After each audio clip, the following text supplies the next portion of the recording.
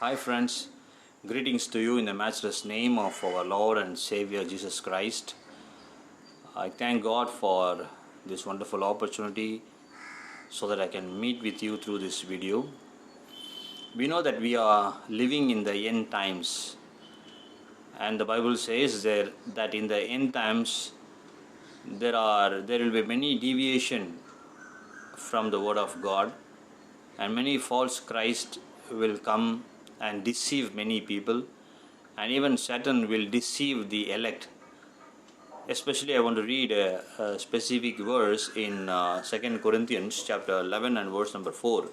It says, "For if he that cometh preacheth another Jesus, whom we have not preached, or if ye receive another spirit which ye have not received, or another gospel which ye have not accepted, ye might well bear with him." 2 Corinthians chapter 11 and verse 4. Here it's talking about another Jesus, another spirit, another gospel. So in the end days, there will be many preachings. People will be preaching a different Jesus, a different gospel, and a different spirit. But we have to be aware. So how can I, with God, or how can I guard myself from all these false teachings? The only thing is that we have to read the Word of God. See, the Bible says that we have to read the Word of God, we have to study the Word of God, we have to meditate the Word of God. Just I want to give you three verses. Revelation chapter 1 and verse number 3 says, let me read that verse, Revelation chapter 1 and verse number 3. "Blessed is he that readeth, and they that hear the words of this prophecy, and keep those things which are written therein, for the time is at hand. Blessed is he that readeth." So there is blessing for those who read the Word of God. We have to read the Word of God every day. We have to read the Bible. Every day you just make it as an habit. Not only for our blessings, but also to with guard ourselves, to protect ourselves from all the false teachings that are in the world. So the first thing is you have to read. So have a specific plan in reading the Word of God. Just you start from the New Testament. After you finish it, then you go to the Old Testament. So every day, just at least one chapter, just you read. So the first thing is you have to read the Word of God. And the second thing is a study. There is a difference between reading the Word and then studying. Let me read another verse for you. It is in 2 Timothy chapter 2 verse 15. It says, "Study to shew thyself approved unto God, a workman that needed not to be ashamed, rightly dividing the word of truth." Here it says study. First, I said read the word. Second is study. How can I study the word of God? Maybe you read one chapter a day, and then after you read the chapter, there are many materials available. Like we have Bible commentaries, we have Bible dictionaries, we have study Bible. So I believe that the Holy Spirit of God is the one who guides us into all truth. And sometimes I heard people say, or the preachers say, that God revealed me certain things, the spiritual things from the Bible. The Holy Spirit of God will reveal.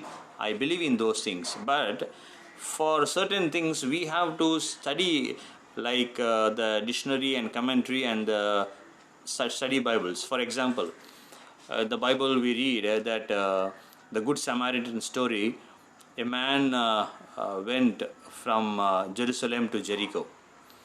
So when you read the study Bible or the commentary, we can find the distance between Jericho and Jerusalem and what kind of places they are. So we can't say that I will not go through the commentaries or the study Bibles and the Holy Spirit of God will tell me the distance between Jerusalem and Jericho. We should not be like that.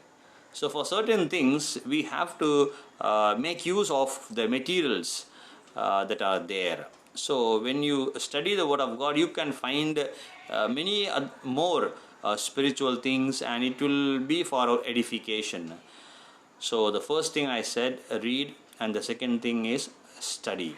And the last one is meditate. The Bible says in Psalm number 1, it says, "Blessed is the man who meditates upon the word of God day and night." So we have to meditate. How can I meditate? I said we can use the study materials, but how can I meditate? For example, if you read a chapter, then you go through the commentaries and the dictionaries and the study Bibles, and then you close the Bible, and then you ask to God. You speak to God and ask Him to speak to you through a verse, maybe through a passage that you have studied. And when you pray, the Holy Spirit of God will guide you into maybe a particular word, sometimes a word. Maybe through one word, God can reveal many things, and that is meditation. So when you pray and sit under the feet of God and ask for the revelation, definitely the Holy Spirit of God will speak to you through that word. See, nowadays many people, they forget, they don't want to read the word of God.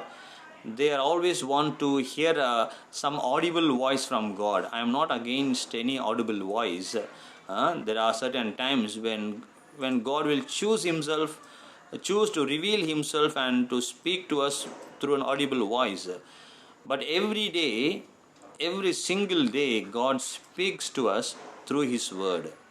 So in order to be blessed and in order to protect ourselves from all the false teachings that are there and that are going to come, we have to read, we have to study, we have to meditate the word of God. May God bless you all. Amen.